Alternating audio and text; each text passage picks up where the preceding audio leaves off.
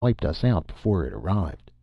Otoo took a flying leap ashore, dug both hands into the trade goods, and scattered tobacco, beads, tomahawks, knives, and calicoes in all directions. This was too much for the woolly heads. While they scrambled for the treasure, the boat was shoved clear, and we were aboard and 40 feet away, and I got 30 recruits off that very beach in the next 4 hours. The particular instance I have in mind was on Malaita, the most savage island in the easterly Solomons. The natives had been remarkably friendly, and how were we to know that the whole village had been taking up a collection for over 2 years with which to buy a white man's head? The beggars are all head hunters, and they especially esteem a white man's head. The fellow who captured the head would receive the whole collection. As I say, they appeared very friendly, and on this day I was fully 100 yards down the beach from the boat. Otoo had cautioned me, and, as usual, when I did not heed him, I came to grief. The first I knew, a cloud of spears sailed out of the mangrove swamp at me. At least a dozen were sticking into me. I started to run, but tripped over one that was fast in my calf and went down. The woolly heads made a run for me, each with a long-handled fantail tomahawk with which to hack off my head. They were so eager for the prize that they got in one another's way. In the confusion I avoided several hacks by throwing myself right and left on the sand. Then Otoo arrived. Otoo the manhandler. In some way he had got hold of a heavy war club, and at close quarters it was a far more efficient weapon than a rifle. He was right in the thick of them, so that they could not spear him, while their tomahawks seemed worse than useless. He was fighting for me, and he was in a true berserker rage. The way he handled that club was amazing. Their skulls squashed like overripe oranges. It was not until he had driven them back, picked me up in his arms, and started to run that he received his first wounds. He arrived in the boat with 4 spear thrusts, got his Winchester, and with it got a man for every shot. Then we pulled aboard the schooner and doctored up. 17 years we were together. He made me. I should today be a supercargo, a recruiter, or a memory, if it had not been for him. "You spend your money and you go out and get more," he said one day. "It is easy to get money now. But when you get old, your money will be spent, and you will not be able to go out and get more. I know, master. I have studied the ways of white men. On the beaches are many old men who were young once, and who could get money just like you.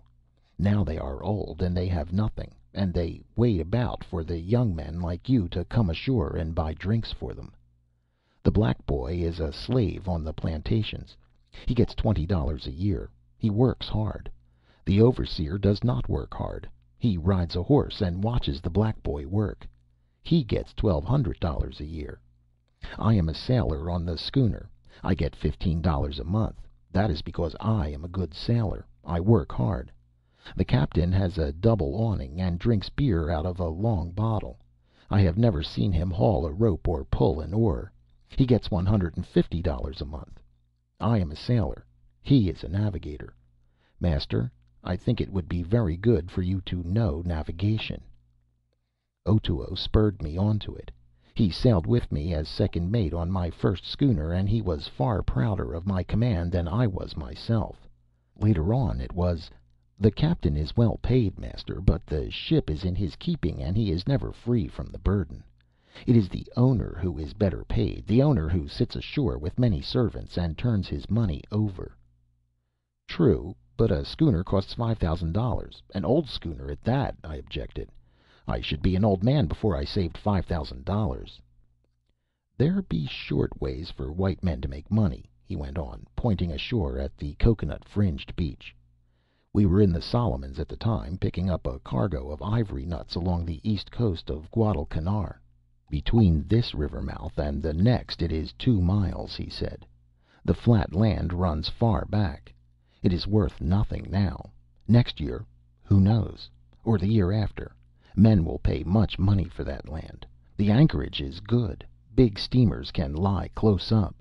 You can buy the land 4 miles deep from the old chief for 10,000 sticks of tobacco, 10 bottles of square face, and a Snyder, which will cost you maybe $100. Then you place the deed with the commissioner, and the next year or the year after you sell and become the owner of a ship.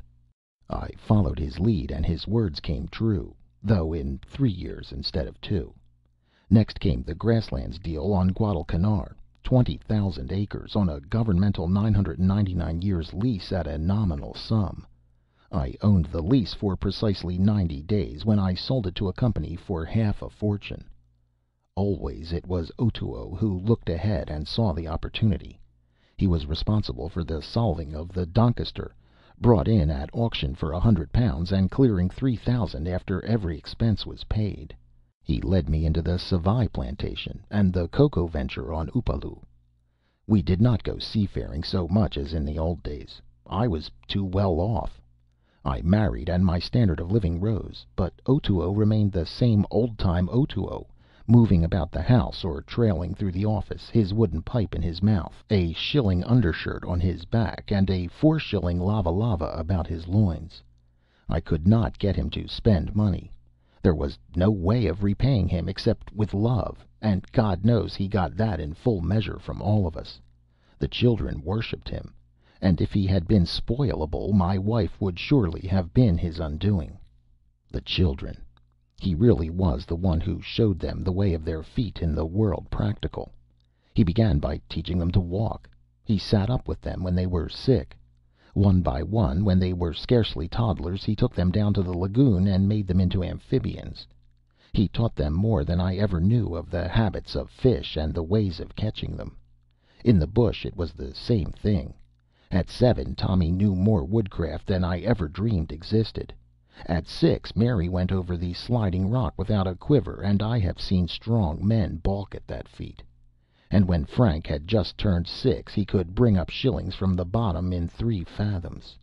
My people in Bora Bora do not like heathen. They are all Christians. And I do not like Bora Bora Christians, he said one day, when I, with the idea of getting him to spend some of the money that was rightfully his, had been trying to persuade him to make a visit to his own island in one of our schooners, a special voyage which I had hoped to make a record breaker in the matter of prodigal expense. I say one of our schooners, though legally at the time they belonged to me. I struggled long with him to enter into partnership. "We have been partners from the day the Petite Chaume went down," he said at last. "But if your heart so wishes, then shall we become partners by law. I have no work to do, yet are my expenses large. I drink and eat and smoke in plenty. It costs much, I know. I do not pay for the playing of billiards, for I play on your table, but still the money goes. Fishing on the reef is only a rich man's pleasure. It is shocking the cost of hooks and cotton line. Yes, it is necessary that we be partners by law. I need the money. I shall get it from the head clerk in the office." So the papers were made out and recorded. A year later I was compelled to complain. "Charlie," said I, "you are a wicked old fraud, a miserly skinflint, a miserable land crab. Behold, your share for the year in all our partnership has been thousands of dollars. The head clerk has given me this paper. It says that in the year you have drawn just $87.20. "Is there any owing me?" he asked anxiously. "I tell you, thousands and thousands," I answered. His face brightened as with an immense relief. "It is well," he said. "See that the head clerk keeps good account of it. When I want it, I shall want it, and there must not be a cent missing. If there is," he added fiercely after a pause, "it must come out of the clerk's wages." And all the time, as I afterward learned, his will, drawn up by Carruthers and making me sole beneficiary, lay in the American consul's safe.